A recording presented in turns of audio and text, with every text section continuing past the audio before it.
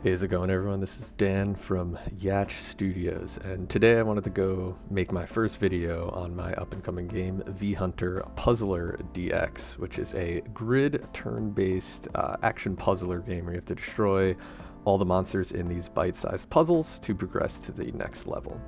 So, V-Hunter Puzzler DX first started actually from Mini Jam 118. The theme of that jam was vampires. The limitation was blood had to be lethal. So Mini Jam 118 was about a month ago, so I built it over the weekend, and this was kind of one of the first game prototypes I made, and I was like, oh, this actually feels really fun. I was pretty happy kind of with what I was able to make. And then I released the game in the jam, and fortunately I actually had pretty positive results. I got 4th place out of over 150 entries. So it was kind of nice to see other people thought the game was fun as well. So I made the game in a weekend. Luckily was able to kind of build out most of the systems, and I was able to focus kind of on the design and the programming because I used the Oryx Fantasy Art Pack, which is a great pack, great asset pack. And then the month since then, I've been kind of building a lot of under the hood systems and continuing forward with the game. So, all right, let's start into this game. All right, so it's once again made in a game jam weekend, right? So only 2 options: you're either playing the game or exiting. And I just have these pop-up windows, right? So explains kind of the instructions, right? Use the arrow keys to move into attack. The exit portal appears when all enemies are dead, right? So that's just kind of basic rules of the game. Attack the enemy. Portal appears, enter it.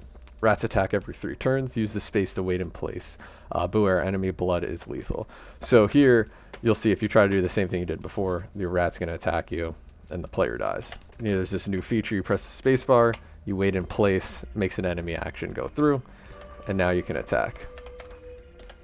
So, I don't want to go too deep into this because I'd rather show the newer version, but you can kind of see a lot of the baseline components are here for what you need to do to play the game. So let me dive in a little bit into the new one. Now a current branch I have, and you'll notice the first thing is we have a new main character. So it's still V-Hunter, but he's got a little bit of a different look. I had Dylan Wild commissioned him to design the main character, and I still really like the Oryx art pack, fantasy art asset pack, but I wanted to have a unique main character at least, just because I know the asset pack has been used elsewhere. So I wanted a little bit, at least something unique for the main character. And you'll notice we have a couple more options, right? So we have a continue button, which is going to continue from where we last played. And we also have this new start saga. So now you'll see, right, we have 5 sagas, and sagas are basically, I'm just referring to them as a collection of levels. So I'm planning on about 15 levels in each saga, and you'll see they're grayed out because you can't select ones. You start out with Vampire Nest, which is just the first one, and then once you beat that, you'll get access to Dusty's Tomb. Once you beat Dusty's Tomb, you get the Goblin Cave, so on until you unlock all of them. Another aspect you'll see is I added a difficulty selector here, because one of the kind of occasional gripe I got from the game jam was people were like, oh, I didn't know when the enemies were going to attack.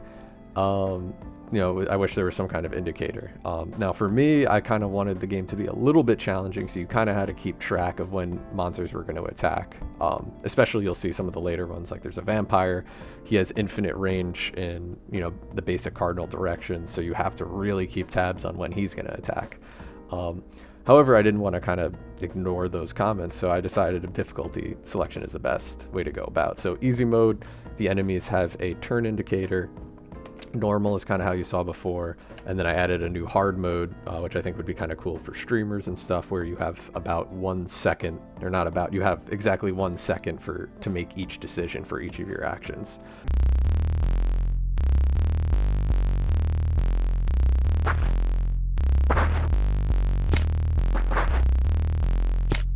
I'll take easy for a spin, and you can kind of see.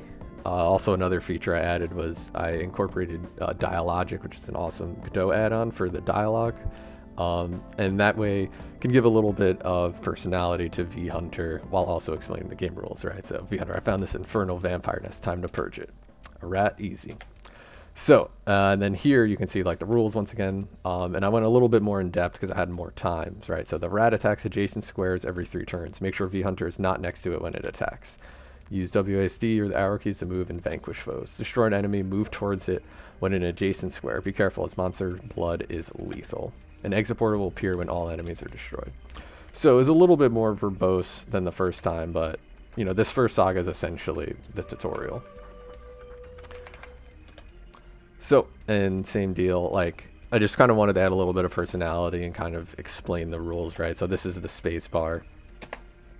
And you'll see I also added a little bit of an animation, so at least there's some kind of response when the player rests in place, whereas before. All right, cool. So I'm actually going to go over here in Visual Studio. I have kind of my save file. I'm going to just jump to one of the more complicated levels. And here, you'll notice we have this vampire in the middle. We have rats. We have skeletons. And you'll see the vampire has the one marker, right? So he's about to act. If I go there, he jumps all the way across, right? So you'll kind of see the game can definitely start getting complicated. You also have these skeletons, and they patrol around and they'll attack you. So I'm not going to show you how to solve the puzzle. That's kind of the fun of the game. In addition to some of the monsters, you'll see in the top left, we have items, right? So we have these potions in the top left, and it's obscured a little bit by the rat here on the right, but this is a blue holy water item. And in order to damage the vampires, you have to use that. And I'll show one last feature that I just recently added is dynamite.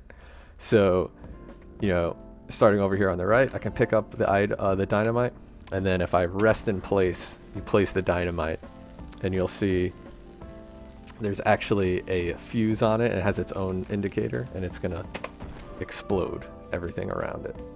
And lastly, I wanted to go through the itch.io page I have right now for V Hunter.